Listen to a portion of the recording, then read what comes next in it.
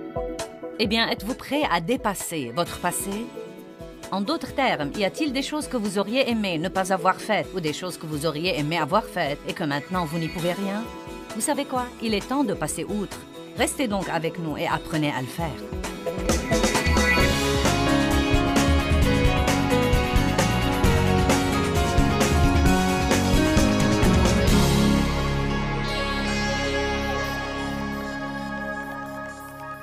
Proverbe 4, 23 dit « Garde ton cœur plus que toute autre chose, car de lui viennent les issues de la vie. » Cela nous donne une responsabilité. Il ne dit pas que quelqu'un d'autre doit garder mon cœur. Il dit « Garde ton cœur plus que toute autre chose. Garde-le maintes et maintes fois, car de ton cœur viennent les issues de la vie. » En d'autres termes, si vous voulez avoir la vie que Jésus est mort pour vous donner, vous devez faire très attention à votre attitude et à vos pensées. Satan cherche à bâtir des forteresses dans nos pensées. C'est un domaine où il domine notre pensée, où il nous trompe par les mauvaises pensées. Nous sommes censés renverser toutes ces forteresses. Nous avons des armes, nous sommes dans une guerre. Nos armes ne sont pas des armes naturelles. Vous ne pouvez pas vaincre l'ennemi en l'étranglant. Vous ne pouvez pas vaincre le diable en le liant, en l'emprisonnant. Toutes les armes efficaces que nous avons contre le diable sont des armes que nous ne pouvons pas voir. Les choses spirituelles sont des choses réelles, mais nous ne pouvons pas les voir. Une de ces armes est la parole de Dieu. Vous ne saurez même pas si le diable vous ment si vous ne connaissez pas la parole. La louange et l'adoration est une arme contre l'ennemi. Et nous devons, j'ai dit hier que nous devons penser moins et remercier plus. En d'autres termes, nous devons être plus reconnaissants et exprimer notre reconnaissance. Mais au lieu de trop penser, nous pensons parfois d'une façon excessive.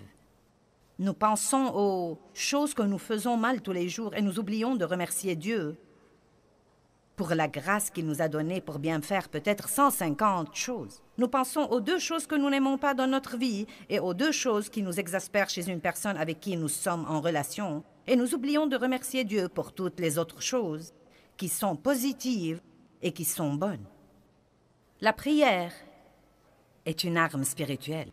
Le Seigneur m'a dit la semaine dernière une chose très intéressante pendant que je priais. Il y a un verset dans l'Évangile de Jean où Jésus demande 3 fois à Pierre, « Pierre, m'aimes-tu? Pierre, m'aimes-tu? Pierre, m'aimes-tu? » Et évidemment, il essayait de lui dire quelque chose. Eh bien, si tu m'aimes, il va y avoir des sacrifices que tu seras obligé de faire et tout ne va pas toujours marcher à ton idée. Es-tu donc sûr que tu m'aimes vraiment? Eh bien, je priais et le Seigneur m'a dit, « Joyce, crois-tu vraiment à la puissance de la prière? » « Oui, Seigneur. » Puis il a répété, « Crois-tu vraiment à la puissance de la prière? » Eh bien, oui. Joyce, crois-tu vraiment à la puissance de la prière? Au moment où je l'ai entendu me le dire 3 fois, j'ai su que le Seigneur essayait de me dire que la prière est probablement beaucoup plus puissante que nous ne le croyons et que nous ne le comprenons. La prière devrait toujours être notre première ligne de défense. Et si nous croyons vraiment, vraiment, vraiment à la puissance de la prière, comme nous aimons penser que nous croyons, nous n'essayerons pas tout ce que nous pouvons essayer avant de dire « Je crois qu'il n'y a plus rien que je puisse faire à part la prière. » Donc là, encore, quand un problème se pose dans notre vie, nous devons penser moins et prier plus, car ce que nous faisons, c'est que nous essayons de le résoudre en raisonnant. Nous entrons dans notre pensée et nous essayons de trouver ce que nous pouvons faire pour résoudre ce problème. Et la vérité est que si l'Éternel ne bâtit la maison, ceux qui la bâtissent travaillent en vain. Et donc, quel que soit ce que nous essayons de faire, si nous ne mettons pas Dieu au courant de notre situation par la prière, car la prière ouvre la porte à Dieu pour intervenir et travailler, le diable fera à son idée dans nos vies.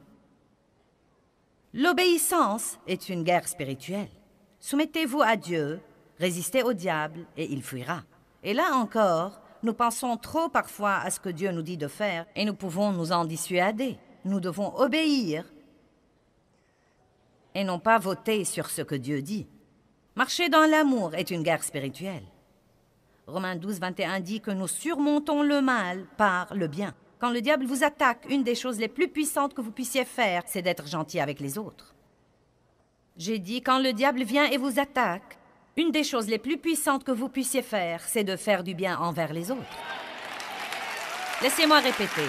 Quand le diable vous attaque, une des choses les plus puissantes que vous puissiez faire, c'est de faire du bien exprès envers les autres. Vous n'en aurez peut-être pas envie, mais vous pouvez le faire exprès.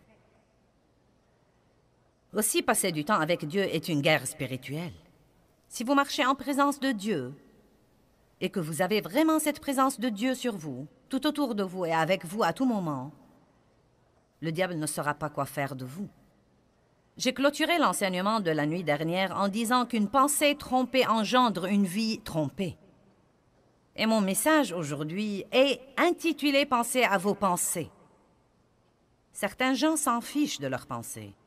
Vous devez penser à vos pensées. Si vous vous sentez déprimé, pensez à quoi vous avez pensé et dans un peu de temps, vous comprendrez pourquoi vous êtes démoralisé de cette façon. Si vous êtes troublé, pensez à ce que vous avez pensé parce que vous pouvez soit vous troubler, soit vous rendre heureux. Vous pouvez soit avoir une bonne journée, soit avoir une mauvaise journée à cause de vos pensées. Ne me regardez pas comme si vous ne saviez pas de quoi je parle. J'ai dit, vous pouvez soit être en bonne humeur, soit être de mauvaise humeur à cause de vos pensées.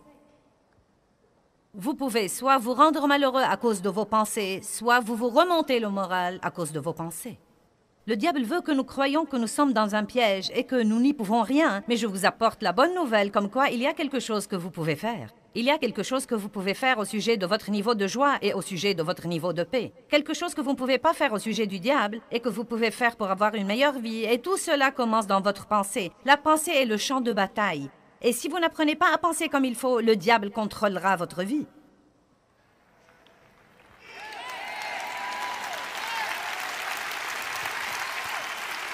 Une pensée trompée engendre une vie trompée. Qu'est-ce que la tromperie? La tromperie veut dire que le diable vous ment et que vous le croyez.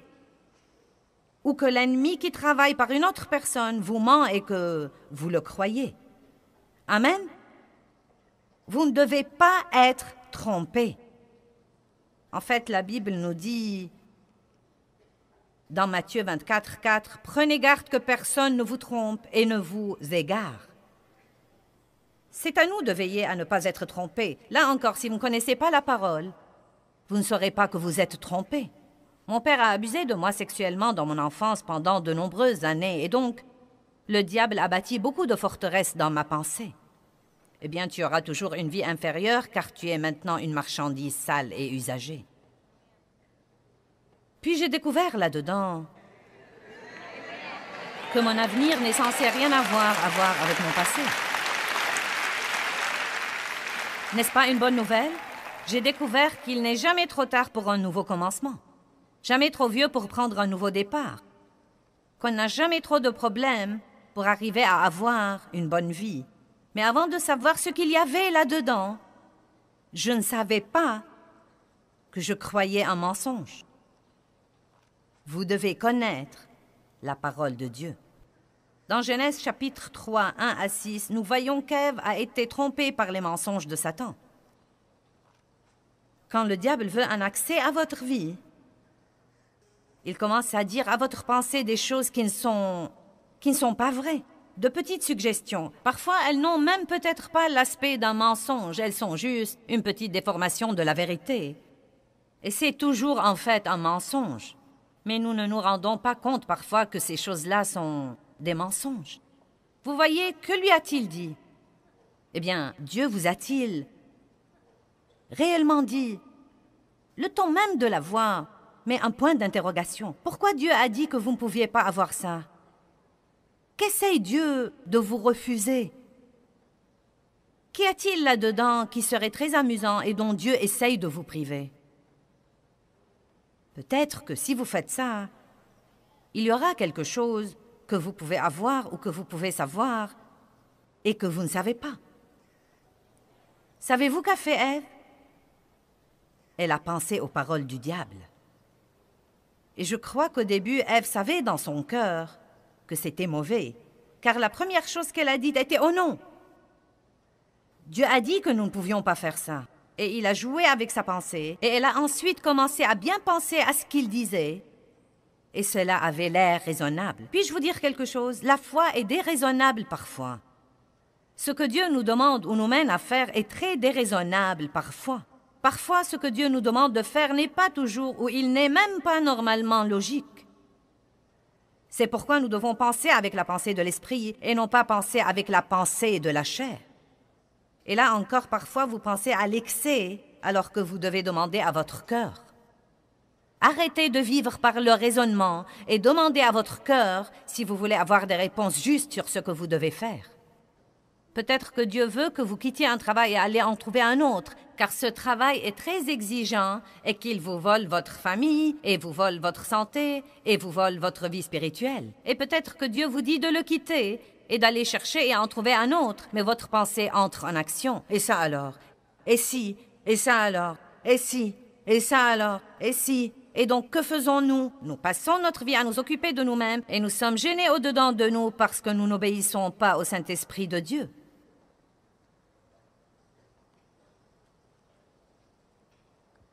Laissez-moi vous dire quelque chose. Votre destinée ne sera jamais accomplie si vous n'apprenez pas à être mené par le cœur et non pas la tête. Car croyez-moi, Dieu m'a dit de faire des tas de choses qui étaient illogiques pour ma tête. Et beaucoup de ce que Dieu vous dit de faire n'aura aucun sens pour vos amis. Et ils vous diront que ça n'a aucun sens. Ça n'a aucun sens, ça n'a aucun sens. Eh bien, ce n'est même pas raisonnable, ce n'est même pas logique. Vous savez quoi? La sagesse du monde n'est pas la voie de Dieu. Ouvrez avec moi à 1 Corinthiens 3, verset 18.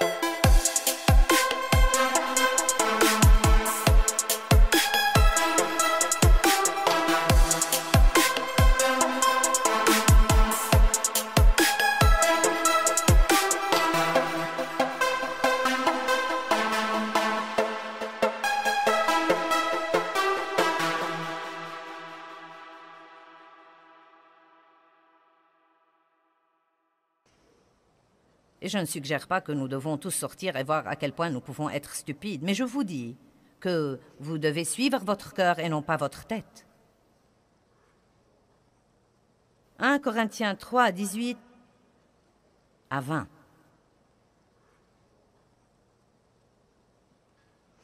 Verset 18. Que nul ne s'abuse lui-même. J'aime vraiment ça. Que nul ne s'abuse lui-même. Si quelqu'un parmi vous se croit sage à la manière de ce monde, qu'il devienne fou, qu'il renonce au discernement de la chair et qu'il reconnaisse qu'il est ennuyeux, stupide, idiot, sans savoir ni vraie connaissance, afin de devenir vraiment sage. Maintenant, savez-vous ce qui trompe beaucoup de gens? La connaissance de ce monde. Et je ne dis pas de ne pas s'instruire, mais soyez aussi assez sage pour savoir que tout ce que vous lisez dans un livre n'est pas vrai et que tout ce qu'un enseignant vous dit n'est pas vrai. On n'enseigne pas la création à l'école. On n'enseigne pas la foi à l'école. On n'enseigne pas la croyance en Dieu à l'école. Nous avons deux sources de sagesse. La sagesse du monde et le livre le plus sage, qui ait jamais été écrit. Et je sais qu'il est vrai. Vous savez comment je sais qu'il est vrai? Parce que ceci marche, et cela ne marche pas. Tout ce que vous devez faire, c'est de regarder tous les gens qui suivent la sagesse du monde en ce moment, et vous voyez ce qui arrive réellement dans notre société. Tout se détruit. Mais la Bible dit que ceux qui croient la parole de Dieu et qui marchent dans la justice brilleront dans l'obscurité comme les lumières brillantes et comme des étoiles et des phares. Amen. Nos vies devraient toujours refléter la vérité de la parole de Dieu. Et tout ce que vous devez faire, c'est de marcher dans la parole de Dieu. Et dans peu de temps, les gens commenceront à voir une immense différence entre vous et tous les autres, que vous n'aurez même pas besoin de leur casser les oreilles avec votre Bible pour accepter le Christ. Ils viendront à vous et voudront savoir ce que vous avez et qu'ils n'ont pas.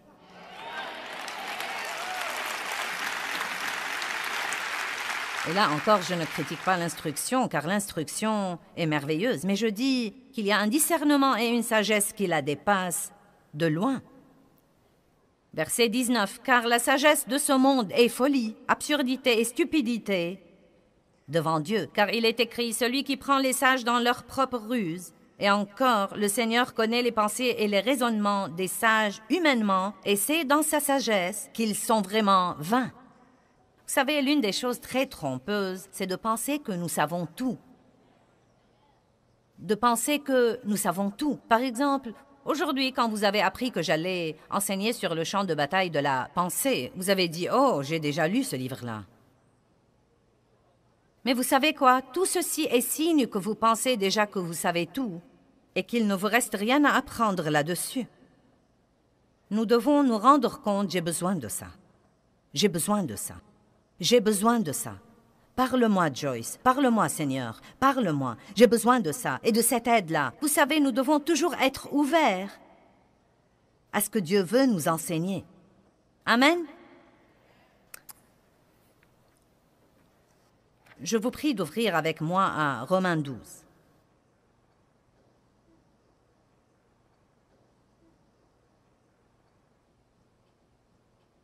C'est probablement un des premiers versets que tout nouveau chrétien devrait apprendre et comprendre. Romains 12, 2. Ne vous conformez pas à ce monde, mais soyez transformés. Transformer veut dire changer de fond en comble. Soyez transformés par le renouvellement complet de votre pensée. Transformés. Quand quelqu'un est régénéré, la Bible dit, si quelqu'un est en Christ, il est une nouvelle créature. Les choses anciennes sont passées, voici toutes choses sont devenues nouvelles spirituellement parlant.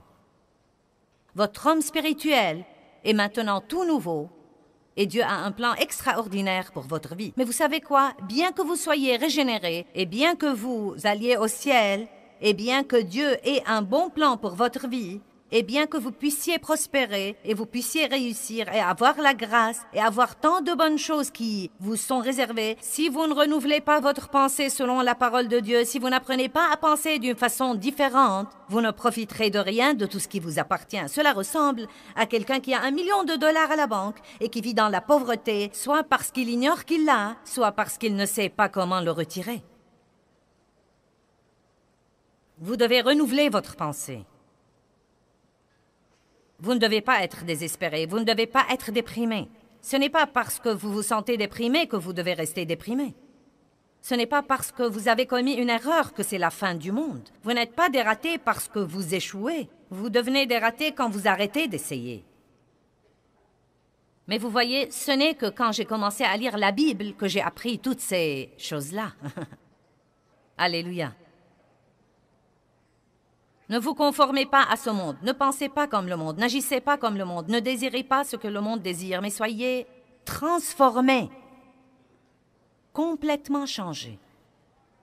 Vous savez qu'une chenille se transforme en un beau papillon. C'est la meilleure analogie que nous puissions donner. Qui dirait jamais avoir un beau papillon qu'il puisse venir d'une chenille? Et beaucoup d'entre vous, comme moi, étaient des chenilles et deviennent des papillons. Mais il faut une transformation. Il faut un changement intérieur. Quelque chose doit se produire à l'intérieur de vous avant qu'il ne se manifeste à l'extérieur de vous. Aussi sauvés que vous soyez, si vous pensez toujours comme des pécheurs, vous n'aurez jamais une bonne vie. Soyez transformés par le renouvellement complet de votre pensée. Pensez différemment à propos de votre argent. Les pécheurs ne pensent pas à donner leur argent. Vous devez penser comme des croyants. Levez-vous tous les jours et pensez exprès, comment pourrais-je être une bénédiction à quelqu'un d'autre? Eh bien, croyez-moi, je ne pensais pas comme ça autrefois. Je pensais comment je pourrais amener tout le monde à faire ma volonté toute la journée. Mais j'ai eu un changement de pensée, et parce que j'ai eu ce changement, j'ai eu un changement de vie. Maintenant, je pense exprès que tout le monde dise exprès. La bonne nouvelle que j'essaye de vous apporter, c'est que vous n'êtes pas obligé de penser et de méditer et de tourner et de tourner et de retourner tout ce qui vous passe par l'esprit.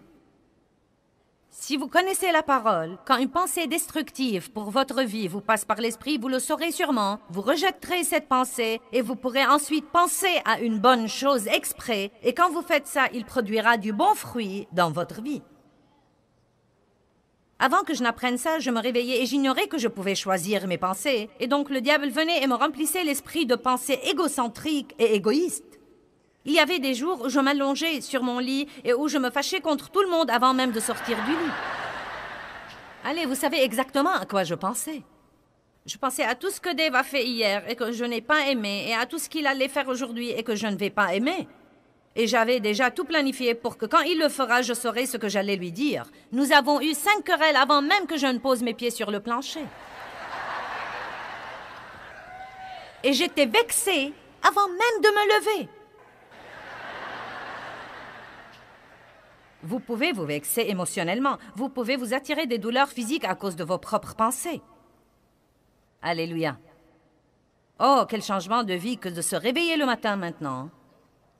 Et la première chose que je dis, merci Seigneur pour ce jour. Merci Dieu pour m'avoir permis de jouir de ce jour que tu m'as donné.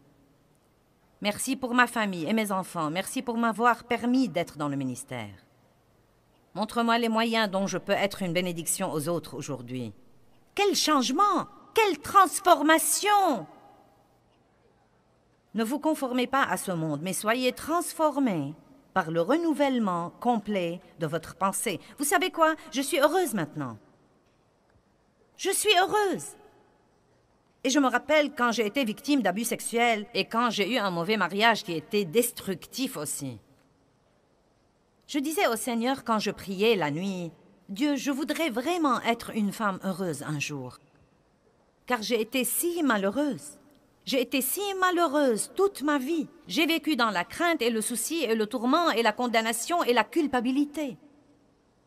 Je ne pouvais pas jouir de quoi que ce soit et je priais en disant « Dieu, je veux vraiment être heureuse un jour. » Et j'ai le plaisir de vous annoncer que je suis heureuse aujourd'hui.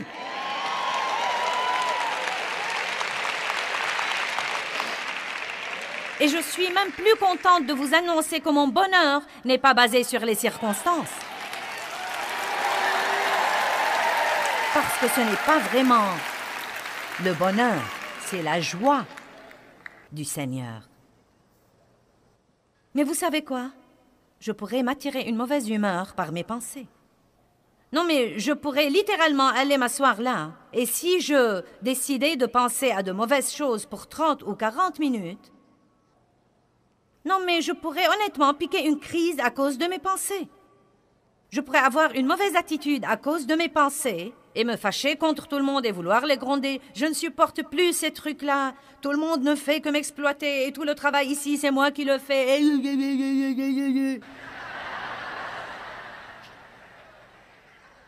Écoutez-moi, vous pouvez vous aider vous-même. Certains d'entre vous ne devraient plus avoir les mauvais jours qu'ils avaient. Vous n'êtes pas obligé de passer vos jours dans la dépression et le désespoir et l'amertume et le ressentiment. Mais si vous continuez à vivre en attendant qu'une chose miraculeuse se produise quelque part, ou qu'un autre pasteur célèbre arrive en ville et vienne vous saluer de sa petite main chaude, je suis là ce soir pour vous dire la vérité. Vous pouvez résoudre vos problèmes en prêtant attention à la parole de Dieu et en l'appliquant à votre vie. Mais rien ne changera dans votre vie si vous ne changez pas votre pensée. Si vous avez des pensées puantes, vous aurez une vie puante. Laissez-moi le dire à nouveau et vous le faire comprendre. Je dois répéter ceci plusieurs fois parce que c'est une nouvelle, toute nouvelle pour nous parfois. Croyez-moi, vous ne devez pas penser à tout ce qui vous passe par la tête. Vous pouvez détruire ces pensées-là. Vous pouvez dire non et vous pouvez aussi exprès remplir votre pensée de quelque chose de bon. Vous pouvez penser à ce que vous voulez vraiment penser.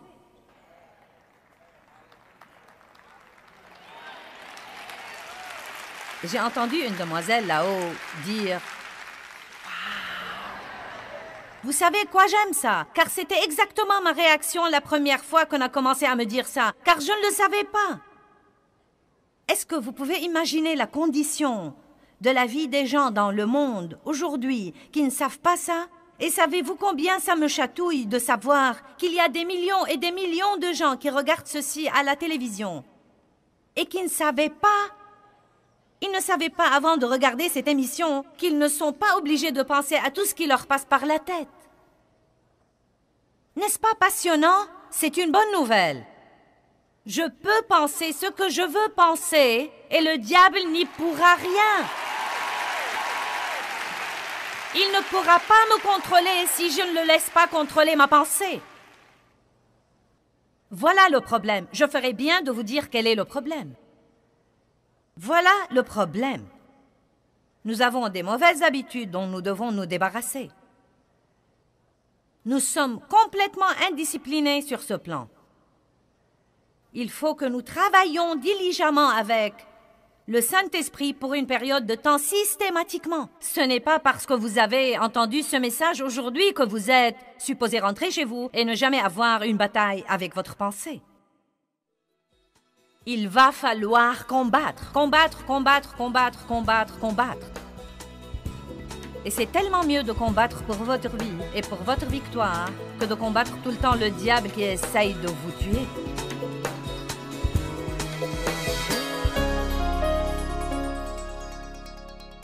J'avais pendant une grande partie de ma vie ce que j'ai appris à appeler une pensée puante. Et à cause de cela, je disais très souvent « Eh bien, ma vie pue ». Si vous n'aimez pas l'aspect que prennent les choses dans votre vie, vous devez peut-être, vous aussi, changer votre pensée.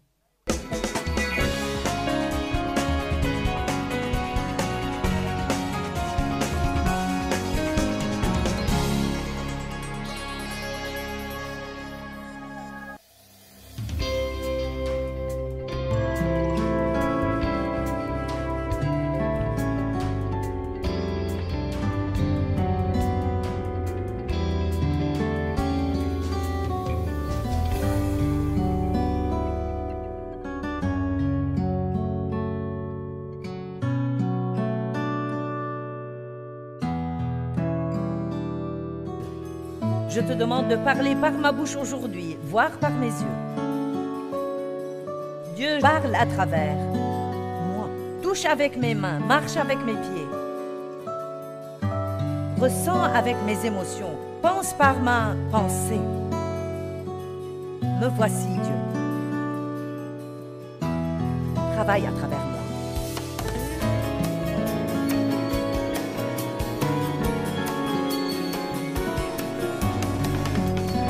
Un de mes buts est de nous aider, chacun de nous, à arriver au stade où nous avons l'esprit tourné selon Dieu, où nous avons vraiment la révélation que Christ vit à l'intérieur de nous, que nous sommes la maison de Dieu. À chaque fois que nous entendons ça, nous devrions dire « Je suis la maison de Dieu ». Colossiens 1,27 dit « La glorieuse richesse de ce mystère, c'est Christ en nous, l'espérance de la gloire. » Je crois que Jésus est venu vivre en nous parce que nous n'avons aucune chance d'espérer vivre la vie qu'il veut que nous vivions si sa présence n'est pas en nous en permanence pour nous fortifier, nous enseigner, nous donner la sagesse, nous donner la force de faire ce qu'il nous demande de faire. Quoi que Dieu vous demande de faire, vous pouvez le faire. Il va probablement vous demander de faire quelque chose que vous ne voulez pas faire, mais il ne vous demandera pas de faire quelque chose que vous ne pouvez pas faire. Donc nous avons besoin de croire. Je peux faire tout ce qu'il faut que je fasse par Christ qui me fortifie. Tout le monde dit « Je suis la maison de Dieu ». Regardons 2 passages de l'Écriture. 1 Jean 3, 24. Et je suggère que vous notiez ces passages. Lisez-les à la maison chaque jour. Méditez-les jusqu'à ce que vous ayez vraiment la révélation que vous êtes la maison de Dieu. Ceux qui gardent les commandements de Dieu, qui obéissent à ses ordres et suivent ses plans, vivent continuellement, restent et demeurent en lui et Dieu vit en eux, ils laissent Christ devenir une maison pour eux et ils sont la maison de Christ. Ils sont une maison pour Dieu et il est une maison pour eux. 1 Corinthiens 6, 19. Ne savez-vous pas que votre corps est le temple, le véritable sanctuaire du Saint-Esprit qui vit, où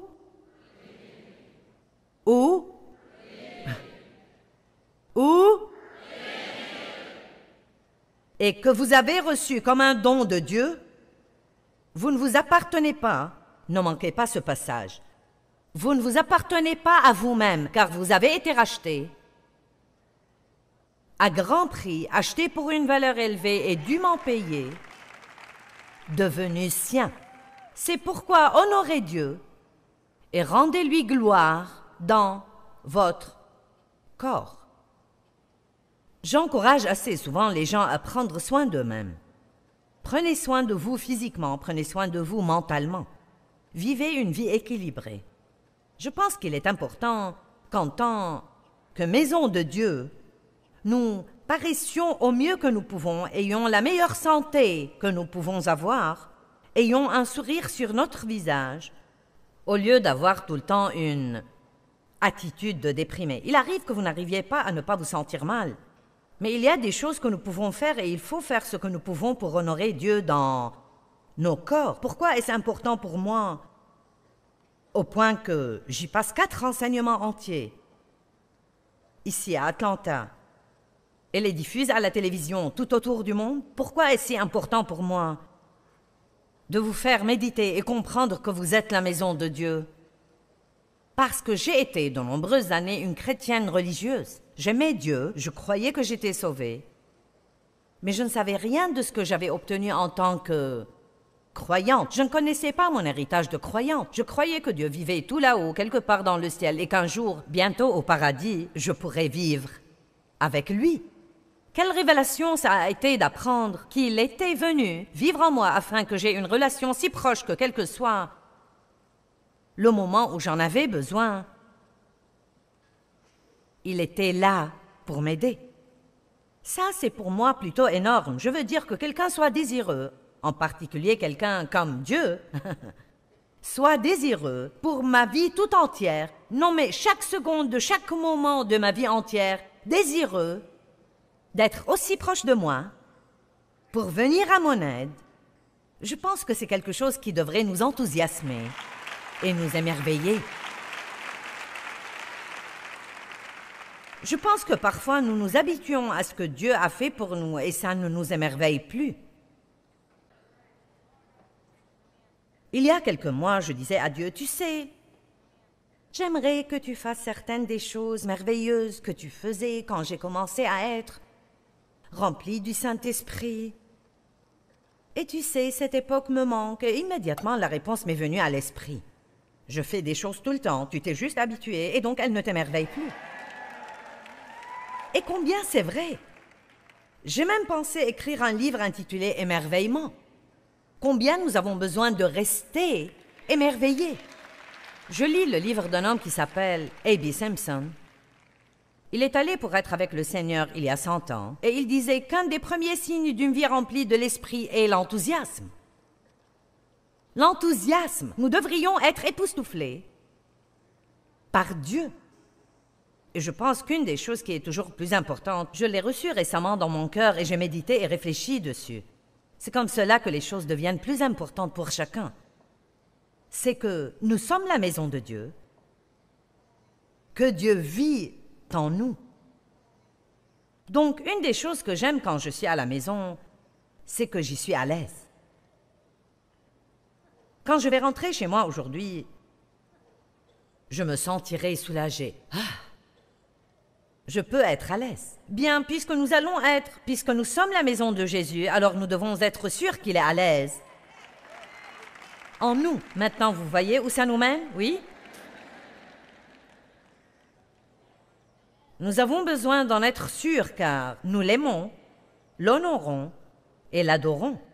Mais deuxièmement, nous devons en être sûrs car si Dieu en nous n'est pas à l'aise, alors à ce moment-là, nous ne serons pas à l'aise non plus.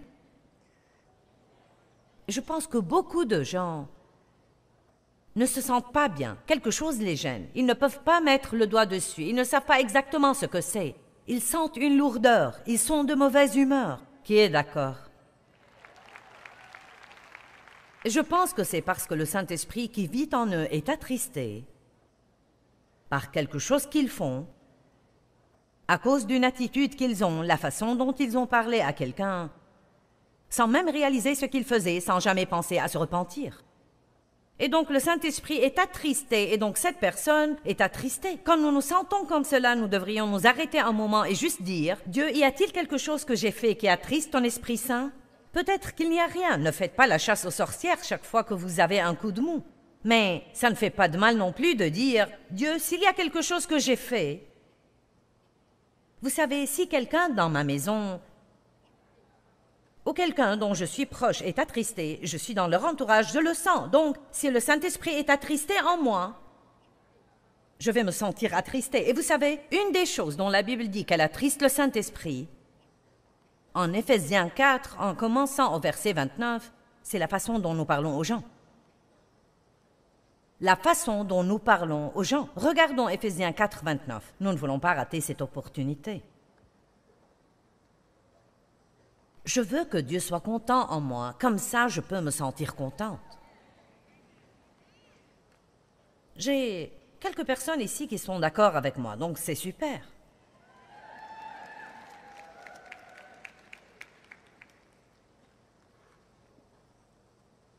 J'ai beaucoup étudié ces passages en Éphésiens parce que, je vous le dis, je ne veux pas attrister le Saint-Esprit. Verset 29. « Qu'aucun langage souillé ou dégradant, ni aucune parole mauvaise, ni conversation indigne ou malsaine ne sortent jamais de votre bouche, mais seulement des paroles qui font du bien, propres à l'édification des autres, selon leurs besoins, et qui puissent être une bénédiction et transmettre la grâce, la faveur de Dieu à ceux qui vous entendent. » Verset suivant 30. « Et n'attristez pas le Saint-Esprit de Dieu. N'offensez ni ne vexez l'Esprit Saint par qui vous êtes scellés comme appartenant à Dieu pour le jour de la rédemption, le jour de la délivrance finale par Christ du diable et de la conséquence du péché.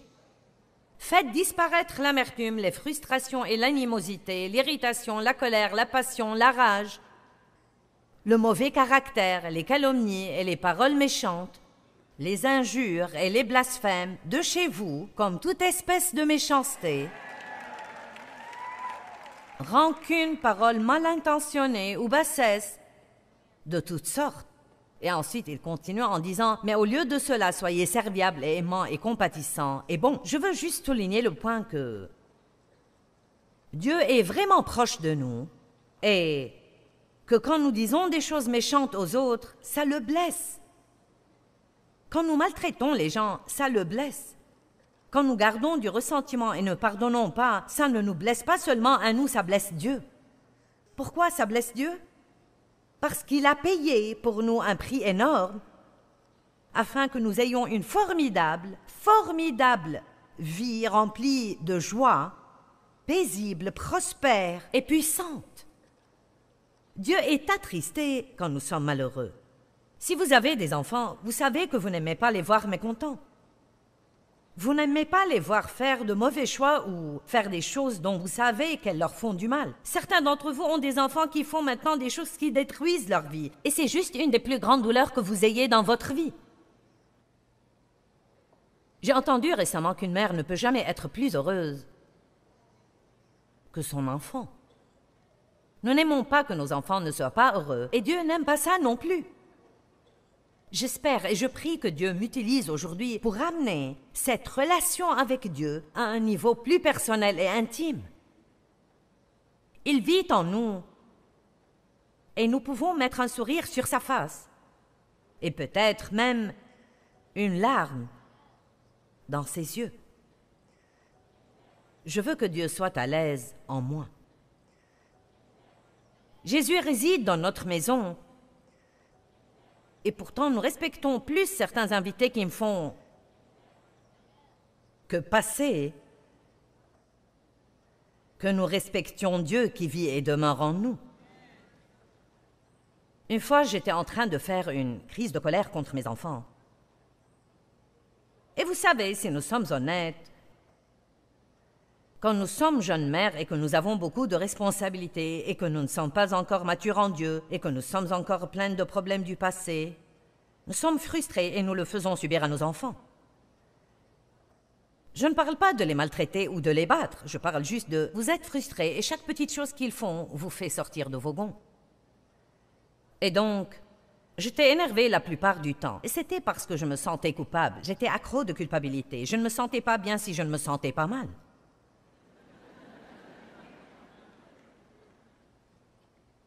Et donc, je disais à mes enfants d'aller jouer, puis je leur disais « Rangez ces jouets, rangez ce désordre ». Je croyais que jouer voulait dire se tenir comme ça dans un coin et dire « Oui maman, oui maman, oui maman ».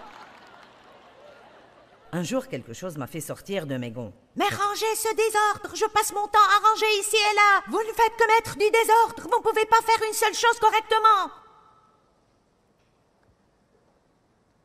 Et puis après ma petite crise, je disais « Désolé Dieu, je suis tellement désolée Dieu, je ne peux pas m'en empêcher. » Est-ce que quelqu'un connaît ça? Et j'étais désolée et je pensais vraiment que je ne pouvais pas m'en empêcher. Nous pouvons nous empêcher de faire beaucoup de choses. Mais nous pensons que nous ne le pouvons pas. Et c'est une sorte de chaîne dans notre vie qui entrave notre capacité à résister. Nous croyons que nous n'y pouvons rien, alors nous ne faisons rien contre cela. Et Dieu a juste mis cette image dans ma tête. Et il a dit, tu n'es pas obligé d'agir ainsi. Si ton pasteur se tenait à la porte au milieu de ta crise, tu la surmonterais.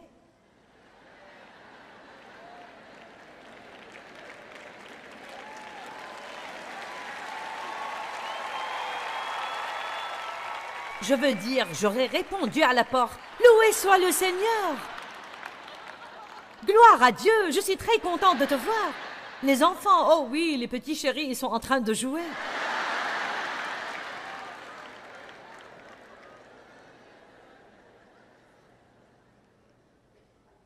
Mais le fait est que notre très grand prêtre Jésus, Dieu le Père, le merveilleux, précieux Saint-Esprit qui nous enseigne et demeure en nous, ils sont à la maison tout le temps. Et nous ne semblons pas agir comme en leur présence.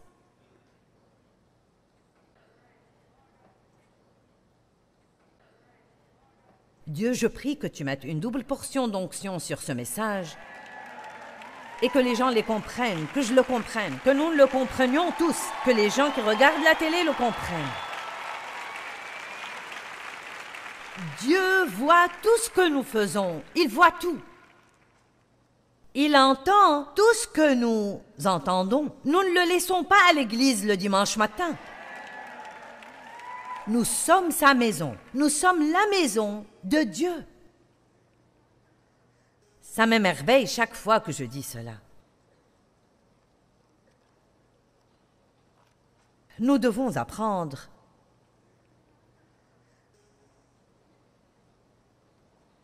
que Dieu est tout. Tout est au sujet de Dieu. Tout a commencé en lui.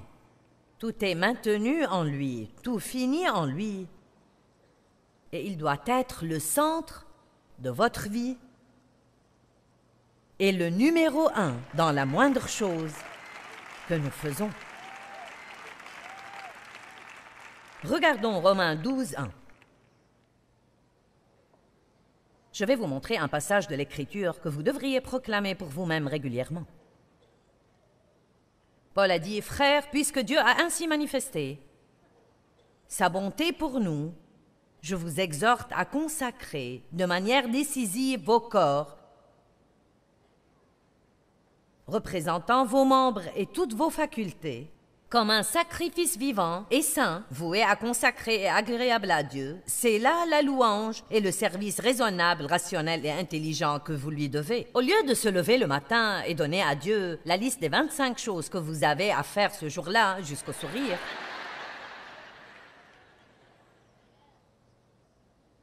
au lieu de cela, pourquoi ne pas commencer avec Psaume 25:1 « Seigneur, devant toi, je présente ma vie » et ensuite continuer avec Romains 12 « Dieu, je t'offre ce matin mon corps en sacrifice vivant.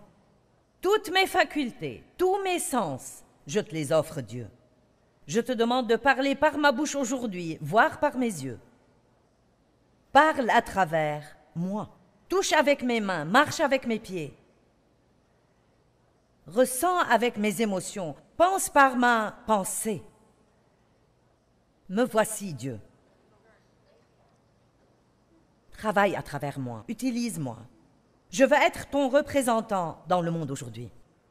Père, quand je passe la porte de chez moi, je voudrais que les gens ressentent, après m'avoir vu, qu'ils ont vu Jésus. Merci, Père. Vous savez, Dieu est si impersonnel et si irréel pour tant de monde. Et tant de gens dans le monde aujourd'hui sont dans un état si triste et pathétique. Je suis si reconnaissante de ce que je sais grâce à toutes ces années d'études de la Bible, parce que la connaissance nous garde d'être trompés. Beaucoup de gens sont allés à l'église et ont été déçus par une expérience religieuse ou par des gens religieux qui les jugeaient et les critiquaient. Ils sont allés à l'église et n'ont pas trouvé d'aide concrète et donc ils en ont conclu que Dieu ne peut pas les aider et cela me rend triste. Et beaucoup de gens cherchent Jésus et la façon dont ils vont le voir, c'est à travers ses enfants. Nous avons besoin de plus qu'un autocollant de voiture et de quelques bijoux chrétiens et d'un peu de langage d'église et d'un lecteur CD branché sur notre tête. Nous avons besoin de fruits. De fruits. Dans l'évangile de Matthieu, Jésus maudit un figuier. Il passait à côté. La Bible dit qu'il avait faim et qu'il s'est approché du figuier pour trouver à manger. Mais il n'y avait rien que des feuilles. Et si vous étudiez, vous verrez qu'un figuier, quand il a des feuilles, il a toujours des fruits sous ses feuilles. Bien, je vois tous nos falbalas chrétiens comme des feuilles. Et donc, souvent, les gens viennent à nous en cherchant des fruits parce que nous avons un autocollant de voiture. Nous avons la croix autour du cou. Nous avons la bouche remplie de « Loué soit le Seigneur, merci Jésus ». Nous allons à l'église chaque dimanche, mais voilà qu'ils arrivent. Ils ont faim, ils ont des besoins et ils ne trouvent pas de fruits. Jésus a maudit le figuier parce que c'était un faux.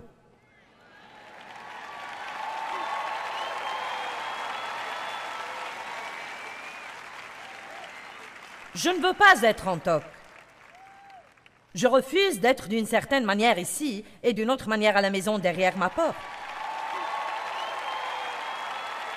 J'avais une certaine attitude à l'église et une autre différente chez moi. Dave et moi, nous nous disputions pendant le chemin vers l'église. Mais quand nous arrivions à la porte, loué soit le Seigneur. Répugnant. Je peux me revoir regardant les paroles sur l'écran, les mains levées et articulant la chanson « Je te soumets tout », en étant en colère contre Dave et en pensant, alors que je chantais, « S'il croit que je vais lui cuisiner quelque chose à manger aujourd'hui, il va voir. »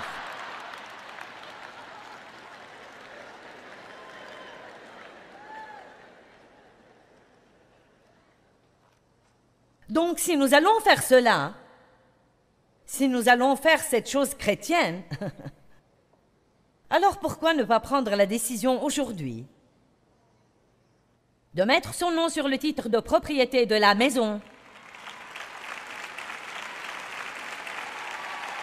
et lui donner accès à toutes les pièces de la maison? Laissez-le à l'extérieur de pièces religieuses, spirituelles, vos pièces chrétiennes, et donnez-lui le contrôle du lieu entier. Nous avons vendu une voiture il y a 2 semaines. Et nous avons pris l'acte de propriété. Un de nos enfants est allé le chercher et nous avons dû signer l'acte de cession au nom du nouveau propriétaire. Vous voyez, certains de vous ont eu le nouveau propriétaire, mais n'ont pas encore signé l'acte. Et ça ne me dérangeait pas si vous rentriez chez vous et preniez la peine de vous asseoir, agissiez comme un petit enfant, dessiniez un contrat, un petit acte de propriété de votre vie, et le signiez en disant « Dieu, me voici. Tu me prends et tu fais avec moi ce que tu veux. Me voici, je suis complètement à toi, plus de religieux, de contrefaçon. »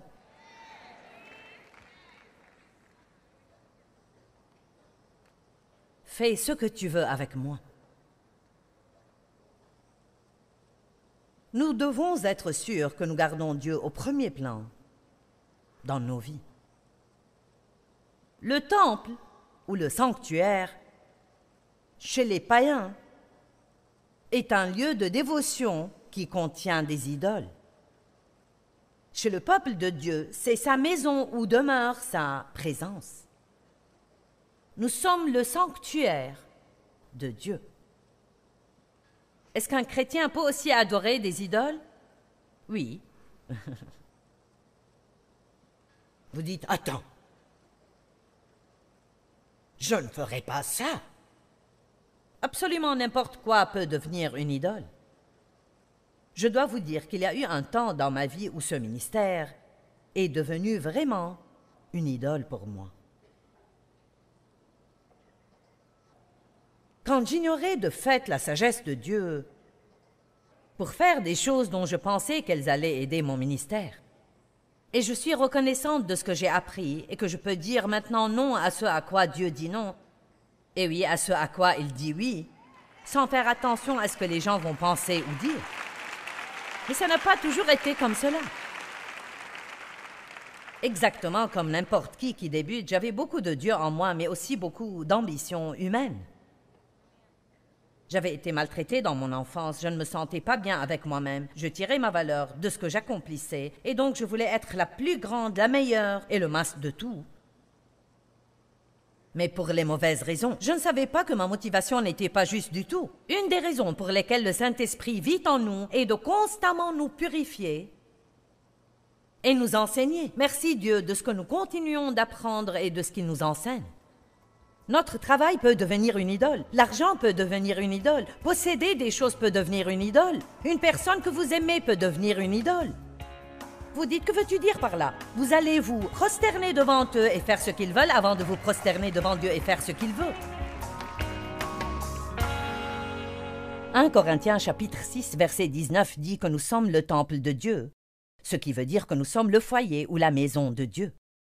Il vit en nous et nous devons décider d'être constamment conscients de lui, tout le temps.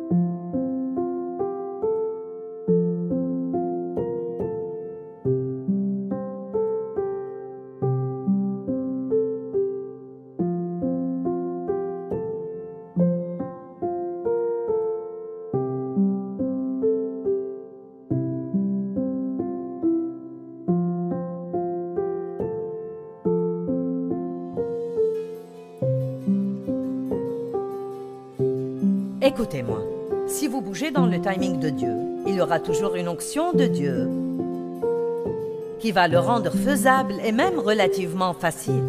Mais si vous attendez le moment où vous pensez que vous êtes prêt, alors vous allez avoir à essayer de le faire par vous-même, sans l'aide de Dieu ni son onction.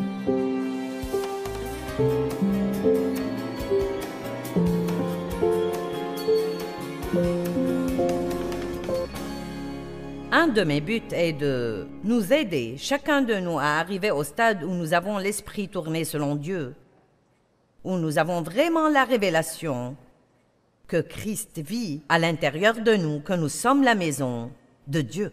À chaque fois que nous entendons ça, nous devrions dire « Je suis la maison de Dieu ». Colossiens 1, 27 dit « La glorieuse richesse de ce mystère, c'est Christ en nous, l'espérance de la gloire. » Je crois que Jésus est venu vivre en nous parce que nous n'avons aucune chance d'espérer vivre la vie qu'il veut que nous vivions si sa présence n'est pas en nous en permanence pour nous fortifier, nous enseigner, nous donner la sagesse, nous donner la force de faire ce qu'il nous demande de faire. Amen. Donc je vous demande juste de dire que nous allons faire un peu de ménage à la maison.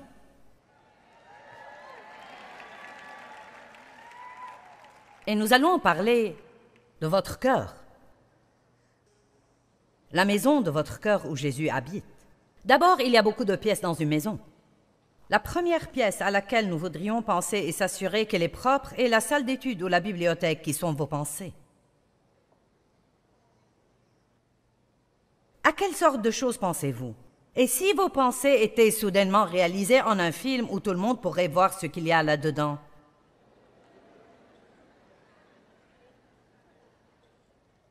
Certains ne voudraient même pas que je voie les choses auxquelles vous avez pensé depuis que vous êtes ici.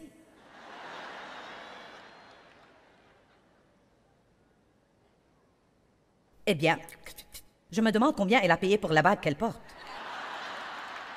Espèce de petit curieux, quelqu'un me l'a offerte.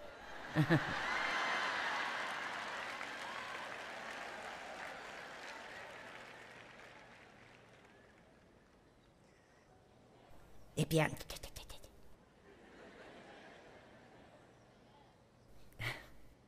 Qu'est-ce qui se passe dans votre tête? La Bible dit que si vous détestez votre frère, c'est comme si vous le tuez. Elle dit également, si vous désirez une femme, c'est comme commettre l'adultère. Pensez-vous honnêtement, homme ou femme, que vous pouvez aller sur votre lieu de travail et avoir toutes sortes de pensées lascives concernant quelqu'un qui est là et jouer avec quelque chose comme ça dans votre esprit et que ça ne vous causera jamais de problème? Dieu sait ce que vous pensez. Il est attristé par ce genre de choses.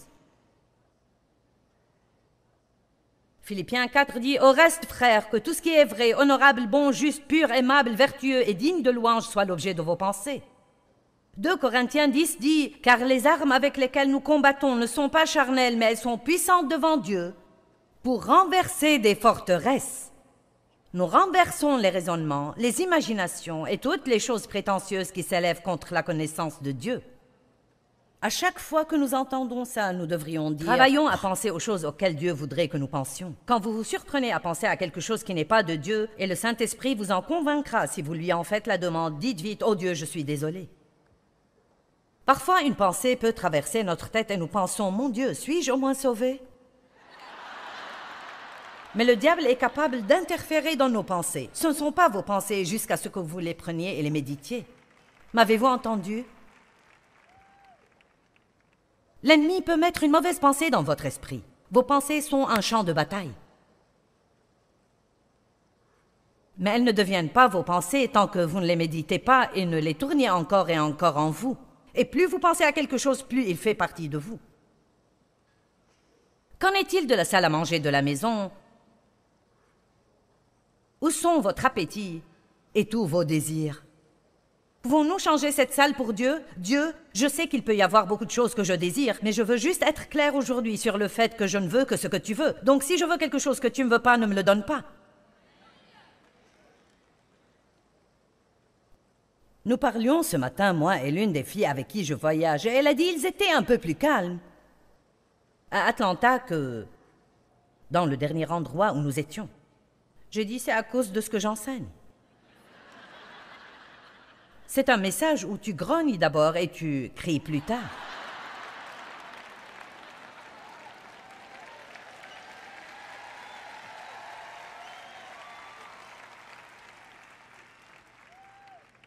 Ça m'est égal que vous soyez enthousiaste pourvu que vous soyez aidé. Je vais me tenir devant Dieu un jour et j'aurai à rendre compte des dons qu'il m'a donnés. J'ai la responsabilité devant Dieu de dire ce que je crois qu'il a mis dans ma bouche. Et je veux nous voir être vrais. Je veux que Dieu ait des enfants dont il soit fier et en qui il peut avoir confiance. Amen. Et je veux que vous soyez l'un d'eux. Et je veux être l'un d'eux. Psaume 37, 4 dit « Réjouis-toi dans le Seigneur et il te donnera ce que ton cœur demande et désire en secret. Mettez Dieu en premier et si votre désir est juste, Dieu va l'accomplir au bon moment et de la bonne manière. » Nous n'avons pas à nous frustrer ou nous stresser en essayant d'obtenir quelque chose que nous voulons. La véritable pensée de ne pas obtenir ce que vous voulez donne à votre chair de l'urticaire.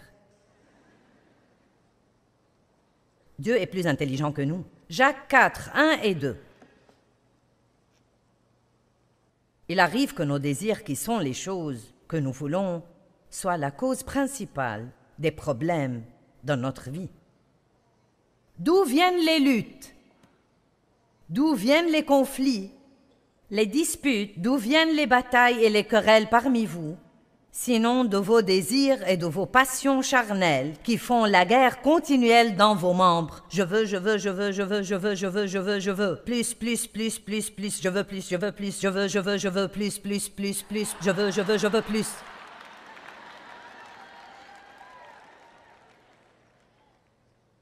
Vous êtes jaloux et vous convoitez ce que les autres ont. Et vous ne possédez pas, donc vous devenez meurtrier. Parce que haïr, c'est être meurtrier chaque fois que votre cœur est concerné. Et vous savez, peu importe, disons que vous êtes célibataire et que vous avez été seul plus longtemps que vous ne voulez l'être. Et vous avez eu à assister au mariage de 5 de vos amis les 2 dernières années.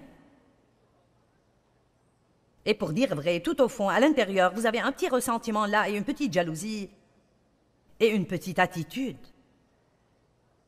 Bien, vous feriez mieux de faire attention. Dieu veut que nous soyons heureux quand les autres sont bénis. Il veut que nous ayons confiance qu'il fera la bonne chose pour nous au bon moment. Donc, Jacques dit, vous ne possédez pas parce que vous ne demandez pas. Parce que vous ne demandez pas. Si vous voulez quelque chose, demandez-le à Dieu. Mais s'il ne vous le donne pas, c'est parce qu'il a quelque chose de meilleur en tête et que vous n'êtes pas encore assez intelligent pour le demander. Nous n'avons même pas à être fâchés parce que nous n'avons pas ce que nous voulons. Parce que, honnêtement, si ce que nous voulons est ce que Dieu veut, il n'y a pas de démon qui peut le retenir loin de vous. J'ai dit, si ce que vous voulez est ce que Dieu veut, il n'y a pas de démon en enfer qui peut vous empêcher de l'avoir. Vous n'avez pas besoin de vous épuiser à chasser le diable. Vous obéissez à Dieu, soumettez-vous à Dieu, résistez au diable et il fuira. Dans notre soumission à Dieu, nous résistons vraiment au diable. Et je ne dis pas de ne pas prendre autorité sur lui. Un ordre dit à voix haute est extraordinaire. Jésus a dit « Passe derrière moi, Satan ». J'ai hurlé contre les démons en pensant que le diable était mon problème et je n'ai obtenu qu'un mal de gorge. J'ai perdu beaucoup d'années à vivre comme une chrétienne malheureuse et frustrée, à essayer de faire fonctionner tous ces principes de foi, tous ces principes de prospérité et ces principes de succès et ces principes de combat spirituel pour réaliser finalement que si c'était juste et que j'y étais prête et que c'était le bon temps, je n'allais avoir aucun problème à le faire. Super, il y en a 10 qui me croient.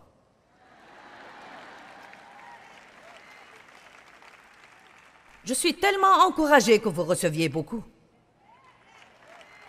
Qu'en est-il du salon ou la salle de la famille dans votre vie? là où nous rencontrons les gens et avons des amis. Qui sont vos amis?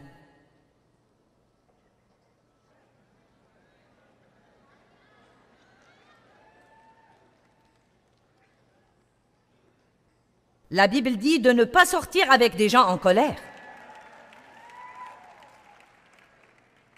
Il est dit qu'un chrétien ne devrait jamais manger avec un autre chrétien coupable d'avidité.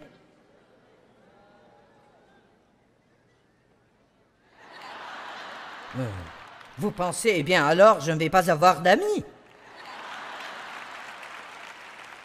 Et c'est triste. Mais ça s'approche pas mal de la vérité.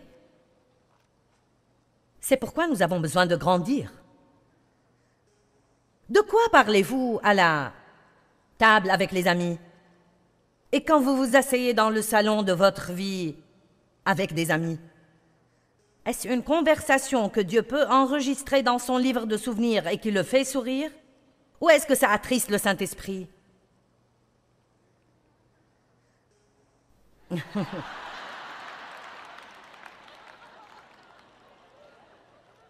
Eh bien, parlez de la parole de Dieu. Parlez des grandes choses que Dieu a faites pour vous. Je vous dis quelque chose d'amusant. Mettez ensemble un groupe de gens et soyez créatifs sur les moyens d'aider les autres. Commencez un club d'honneur discret. Soyez un espion pour Dieu, et quand vous identifiez un besoin, si vous n'avez pas ce qu'il faut pour le combler, réunissez votre club et dites « Cette personne au travail n'a pas même un matelas pour dormir. Pourquoi ne pas nous cotiser et lui acheter un matelas ?» Je vais vous dire, vous allez être tellement heureux, vous n'allez pas le supporter. Arrêtez de prier Dieu de faire pour les gens des choses que vous pourriez faire, mais juste vous ne voulez pas dépenser d'argent. Arrêtez de prier Dieu de faire des choses pour les gens que vous pourriez faire facilement, mais vous ne voulez pas dépenser d'argent ou le temps ou l'effort. Oh Dieu, je te prie d'encourager Sœur Brown. Eh bien, décroche le téléphone.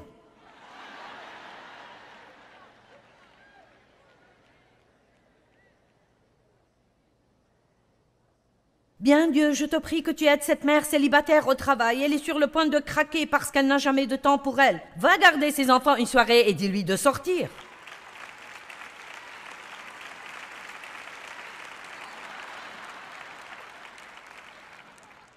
Ou alors, garde tes feuilles et ne porte pas de fruits.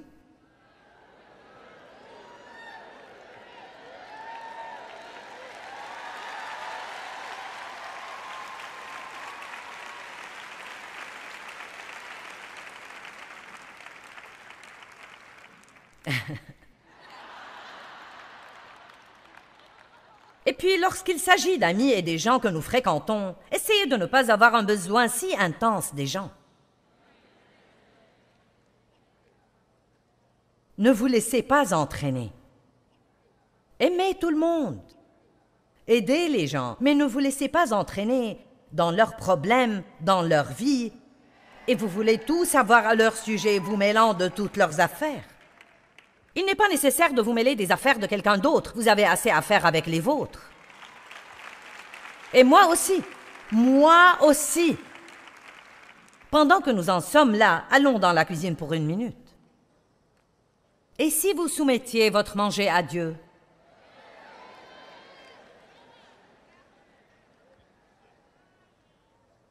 Ne me faites pas descendre d'ici et vous attraper. Eh bien, Dieu ne s'intéresse pas à ce genre de choses.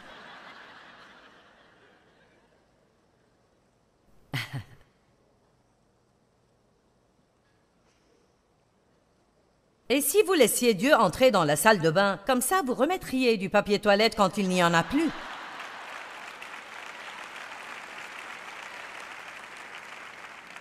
J'ai raconté une petite histoire dans une autre réunion sur comment je suis allée aux toilettes chez mon esthéticienne et j'ai fini le papier toilette et j'ai eu l'impression que Dieu voulait que je prenne le temps d'en trouver d'autres dans un tiroir quelque part. Et donc je cherche dans les tiroirs et je remets un rouleau, je l'ai pris et je l'ai posé sur le dessus du truc. Et j'ai pensé, pas besoin de le fixer, la prochaine personne peut le faire. Et il a dit, mets-le dans le distributeur. Vous devez penser que je suis lunatique, mais ça m'est égal. Laissez Dieu entrer dans tous les domaines de votre vie. S'il vous dit de remplacer le rouleau de papier toilette, vous le remplacez. S'il vous dit de remettre le chariot de supermarché à sa place, vous le faites.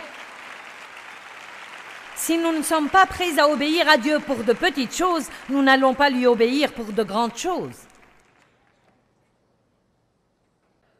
Vous allez acheter une paire de chaussures et vous découvrez qu'ils vous en ont donné 2 paires au lieu d'une. Ne rentrez pas à la maison en disant « Loué soit le Seigneur, il m'a béni ».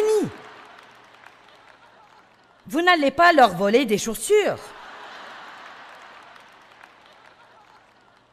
Je ne vais pas perdre mon temps et mon essence à aller leur rapporter. Ils n'auraient pas dû me les donner de toute façon. Montez dans la voiture, dépensez votre argent et faites tout ce que vous devez faire pour être une personne intègre.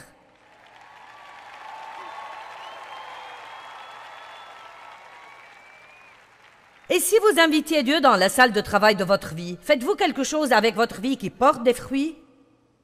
Ou prenez-vous seulement de la place? Quelle sorte d'héritage allez-vous laisser?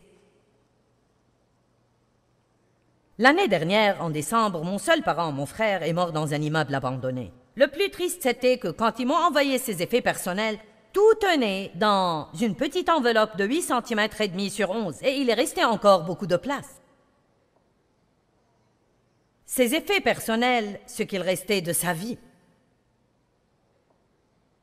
Quel triste gaspillage. Il a eu des opportunités, mais il n'était pas responsable.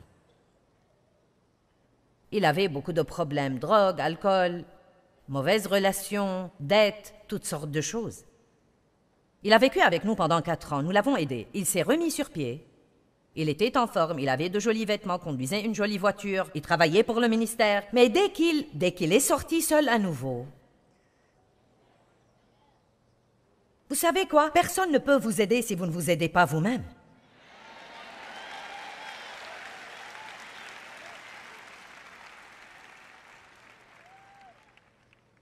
Vous devez apprendre à faire ce qui est juste quand personne ne regarde, parce que Dieu regarde toujours. Dieu était dans la salle de bain avec moi et dans ce supermarché avec moi. Il savait qu'ils ont coincé avec les chaussures un porte-monnaie que je n'avais pas payé. Et il m'a incité à le ramener et le vendeur était stupéfait. Les gens devraient être stupéfaits par nous. C'est un bon moment pour porter une croix autour du cou. Est-ce que je touche quelqu'un aujourd'hui? Nous sommes la maison de Dieu. N'attristez pas le Saint-Esprit en passant toute la semaine au travail à faire des commérages sur vos collègues et en allant à l'église avec votre rictus à l'arrière de la voiture.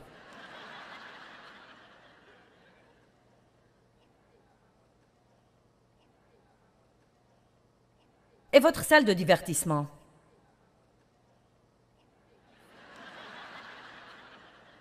Avez-vous laissé Dieu voir vos films?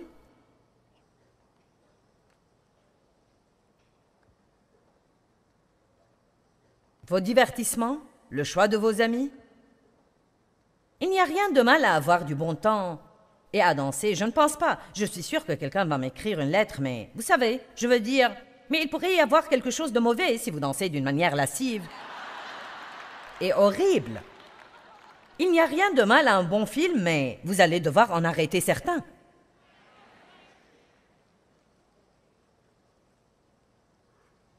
Il n'y a rien de mal à jouer à des jeux, mais je ne pense pas que quelqu'un ait besoin de parier et perdre tout son salaire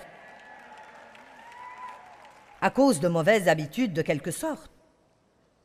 Souvent dans le passé, parce que les chrétiens ne pouvaient pas se contrôler, ils ont fait des lois contre tout. Et puis, ce qui finit par arriver, c'est que plus personne ne veut devenir un chrétien parce qu'il pense qu'on ne peut rien faire. Vous avez seulement à choisir ce que vous pouvez faire et ce que vous ne pouvez pas faire. Et nous devons glorifier Dieu dans nos divertissements, dans nos habitudes alimentaires, dans nos habitudes de dépenses et avec qui nous sortons, nous devons l'inviter dans toutes les pièces de notre vie. Qu'en est-il de votre chambre à coucher?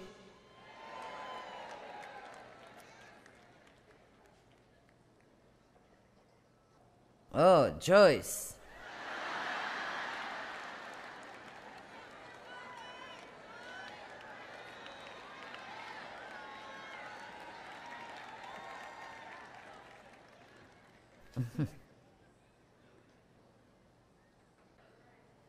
Qu'en est-il de votre vie sexuelle? Vous savez, le sexe n'est pas mauvais. Il a été décrété et ordonné par Dieu, mais il ne doit pas être corrompu. Il n'est pas permis à l'extérieur du mariage.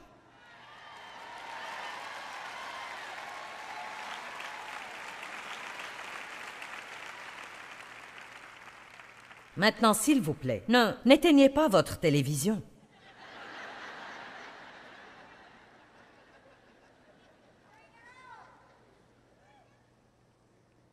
C'est très à la mode aujourd'hui pour les gens de vivre ensemble et d'essayer quelques années avant de même penser à se marier. Mais puis-je vous dire quelque chose? Et je vous aime, mais ce n'est pas à la mode chez Dieu. Et ce n'est pas bon pour vous. Si le Saint-Esprit est attristé, nous le sommes. Amen. Et il y a beaucoup de gens qui se disent chrétiens et qui ont des comportements comme cela. Écoutez, nous sommes dans le monde, mais pas du monde. Nous ne sommes pas meilleurs que le monde, nous n'avons pas à agir comme si nous étions plus saints que les autres. Mais nous devons être dans le monde et être qui nous sommes afin d'être une lumière dans les ténèbres. Et nous n'avons pas besoin d'être religieux, nous devons porter de bons fruits, l'amour, la joie, la paix, la patience, la bonté, la gentillesse. Vous prenez ce pécheur avec qui vous travaillez et vous commencez à être bon avec lui. Pourvoyez à certains de ses besoins, priez pour lui. Vous serez stupéfait de ce qui arrive. Le lit du mariage doit être gardé, sain et non souillé.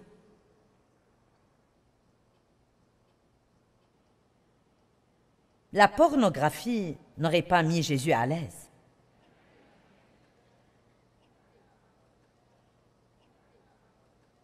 Et alors que nous approchons de la conclusion, qu'en est-il du grenier, du sous-sol ou des placards de votre maison?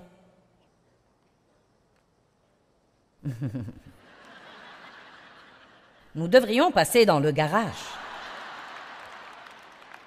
Parce que c'est habituellement l'endroit où nous cachons toutes les vieilles choses qui restent de notre ancienne vie.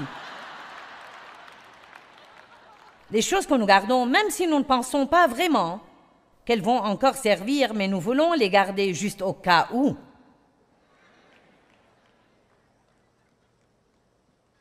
Même après que Dieu se soit sérieusement occupé de moi concernant l'auto-apitoiement, parce que je passais beaucoup de temps à m'apitoyer sur moi-même. Il a dit, tu ne peux pas t'apitoyer sur toi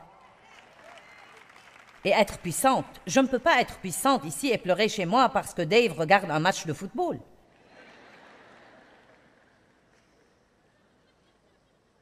Mais même après avoir officiellement abandonné la pitié de soi, je l'ai mis quelque part au fond d'un placard de ma vie. Juste au cas où j'aurais voulu avoir encore une partie d'apitoiement.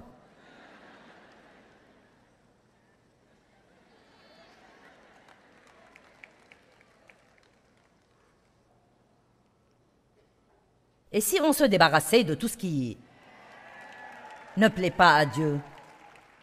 Que gardez-vous qui doit partir? Faisons un ménage approfondi. Laissez-moi dire ceci avant que quiconque entreprenne un immense remue-ménage. Vous ne pouvez rien faire de tout ça sans Dieu. Donc avant tout, vous devez rentrer chez vous et dire « Dieu, me voici, un sacrifice vivant. Je te donne ma vie, je m'offre à toi complètement. Prends toutes mes facultés, tout ce que je suis, chaque pièce de ma vie, je t'ouvre la porte en grand Dieu et je peux vous dire que beaucoup d'entre vous n'ont pas idée de ce que vous dites ou ce que ça implique. Ça va être très douloureux, je peux vous le dire. » Bon, je ne prends pas part à ça. Alors allez-y et soyez malheureux, c'est l'autre option.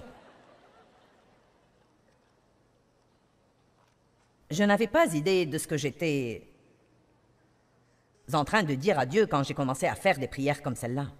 Et oh là là, je vous dis, Dieu a commencé à mettre ses doigts sur des choses dans ma vie qui faisaient « Oh non Dieu, pas ça, pas ça, pas ça. Oh Dieu, tout sauf ça, tout sauf ça.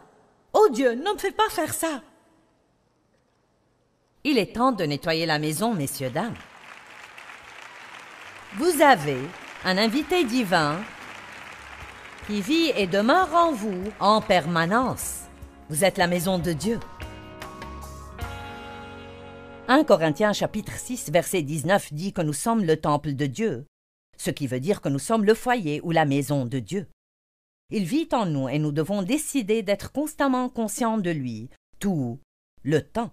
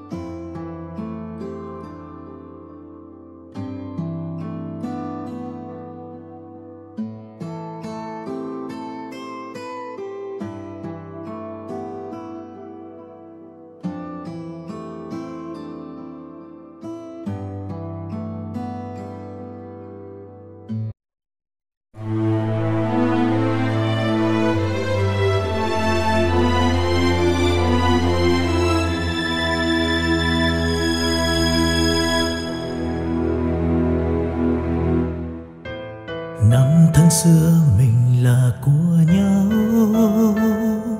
thế nhưng đâu rồi?